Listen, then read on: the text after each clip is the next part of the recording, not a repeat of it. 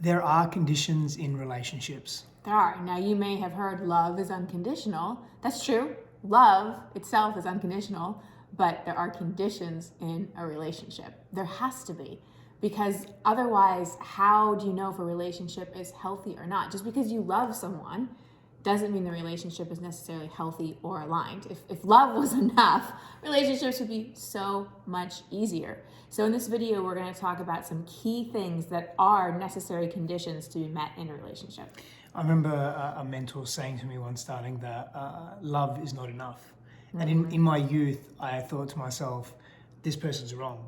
Love has to be enough. There has to be, because I really held on to this belief that because of my upbringing, witnessing my parents not being in healthy communion and connection and intimacy, I thought to myself, there has to be this thing where love is all there is, and if you can just tap into that, then that will be enough. But yeah, and at times it is, but for a long-term sustainable relationship, it's not. So let's talk about some of these conditions. So the first one is that there has to be shared values. Now, you can be with someone that's different than you. Steph and I are very different in many, many ways. We have different belief systems. We have different ways we go through the world about certain things, but our top, I would say, 3 to 5 core values are the same. So if one of your core values is growth, for instance, you're really into personal development, growth, consciousness, and that's not a shared core value of your partner, that's going to create a lot of friction, a lot of growing apart in the relationship. So shared values, again, you can be different, you can have different interests, different there can be some friction and tension, that's healthy in a relationship. But if you don't have shared values, the relationship's going to go like that. So that's number 1, shared values. Yeah. And number 2 is really knowing each other's past and each other's history.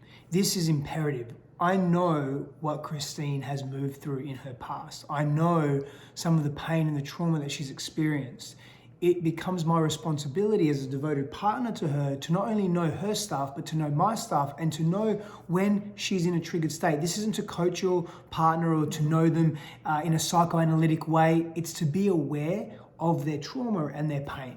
Because if you don't really understand your partner's wounding, their childhood issues, their triggers, you're just going to be a button pusher and you're going to be insensitive to them and they're not going to feel safe in the relationship. There are times when I see Steph doing something and I want to say a certain thing, but I know one of his massive childhood wounds is feeling judged and feeling criticized. So I have learned how to speak to him in a way that won't land as judgment or criticism. Now, you may think, oh, that's enabling, like you're muting your voice by, tiptoeing around him. No, it's being sensitive and aware of your partner's wounds. And it's for me too, because if I communicate in a way that doesn't trigger him, he's going to hear me better. So that's number 2. A condition that should be met in the relationship is understanding your partner's childhood, their wounding, and their triggers, and responding appropriately. Let me say one more thing to that before you go to number 3. The biggest thing around that is that we don't take it personally. So if I see Christine and in that moment I can say, oh wow, I think she's upset here and there's something underneath what's actually being expressed. Not only do I understand her behavior, I don't take it personally, therefore I don't become reactive and I don't continue to feed into the trigger that you're experiencing, and vice versa, of course. That's an important distinction. That ability to not take it personally, it diffuses the possibility for tension and argument. Next one, we're going on number 3. Yes. Number 3, you got to track the linear of my brain lately. Number 3 is creating agreements in your relationship, not expectations. If I expect Steph to be a mind reader and to know my needs, anticipate my needs, read my mood, all those kinds of things, I'm going to be disappointed. And I'm constantly setting him up for failure, and I'm constantly collecting evidence against him. So we I know you do. I know you love it. That's why I threw it in there. So we must create agreements in our relationship so that if I have a need or if there's some request I have, I make that request, we agree to it, we're on the same page. There's agreements. So that's another condition, is not the expectations, not the setting your partner up to fail, but super, super clear agreements with clear communication. Before we go to the next one, let me add something to that. Before you make the agreement, or before you make, the request for an agreement and a need that you want to express, ask your partner when they have time and space to do that. Optimize the situation, set yourself up and your partner up for success. Because what happens then, if I come to Christine and I said, this happened the other day, I said, I just got off a coaching call, and I had an epiphany on that coaching call. I was being coached by my coach. And I said to Christine... And I had just gotten out of the shower, by the way, so I'm standing there, butt naked, 8 months pregnant, like, trying to get a towel all I'm over. ready for this epiphany. I mean, I wanted to capitalize on those epiphany moments. But I asked, though, I said, hey, I know you've got some stuff on now. I want to share something with you. It's probably going to take 10 to 20 minutes. It's an epiphany I had. There's no urgency around it. Do you have space and time for me to share it with you now? And while he's sharing it, I'm like, do I get dressed or is that rude? Do I just stand here naked? I want him to know I'm totally present. But the point is, I asked permission. More importantly, not because I need permission to speak, or Christine needs permission to speak with me, but more importantly, to actually really captivate her attention and have her buy-in. Because then she's agreed to it, and I've agreed to it. Now we can have an open conversation. Yeah. The next one, number 4, and this is just basic, maybe we should have even started with this, is trust and safety. There's not even words because this is just so important and really a non-negotiable. In a healthy relationship, there has to be trust. Like Steph and I have shared passcodes for phone, computers since we first got together. That's just like one little example. Such a trigger for so many people. I know, such a trigger for so many people. There's just a sense of trust. When he goes away, I'm not worried about things. If he talks to me about something, I know he's telling me the truth. And with trust comes great safety.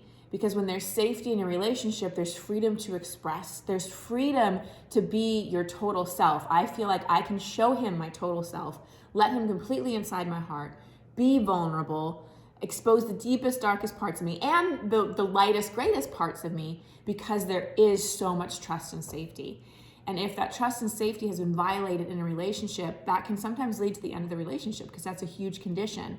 Or if you really want the relationships to still work, sometimes you really need help to get back to reestablish that trust and safety. And that can take time. You know, I was thinking about this topic on trust and safety, but specifically around password sharing. We can do a whole video on that, and we will actually. Yeah. So I'm not going to deep dive into that because I can go very deep into that, and I love this subject matter and it triggers so many people, it activates so many people for so many reasons. And let's pause there and let's go to the last one. Yeah. And the last one is for me, it's an understanding that you share and have with each other, and that is that you know that your partners are not your parents. And now that may seem really obvious to us, like, of course you're not my parent, because if you were, then you'd be my parent, and you're not, you're my partner. And logically it doesn't make sense, but what we do is unconsciously we project our parents and our relationship to our parents on our partners because they are so representative of those early childhood relationships. Yeah, we want our partner to give us what our parents never gave us. And that's really our job. It's my job to parent myself in the ways that maybe I wasn't or the ways that I wanted to. I can't project that on Steph because then I'm coming from a little girl and I'm not coming from my grown woman. And subconsciously, I'm more of a little girl than I am his wife. So that's another condition. Really own your stuff. Learn to reparent yourself so you're not expecting, back to expectations, you're not expecting your partner to heal your childhood wounding. So while we said earlier, being aware of it and sensitive to it is one thing, but projecting onto them to be the mom and dad you never have, no. I feel complete. Oh, okay, great. That's it then. Yeah, I feel complete because I think they're really strong and solid takeaways. Yeah. And I want to say that if you want to deepen intimacy in your life with a significant other or with yourself, download our free Sacred Union process. Oh yeah, it's so good. So good. Link in bio. Super, super easy to follow and could just be quite transformative for you. Should we tell them the link too? Do you have a link? We can go to my website. Yes, christinehassler.com/sacred union. There you go. Thanks for watching, everybody. Lots of love.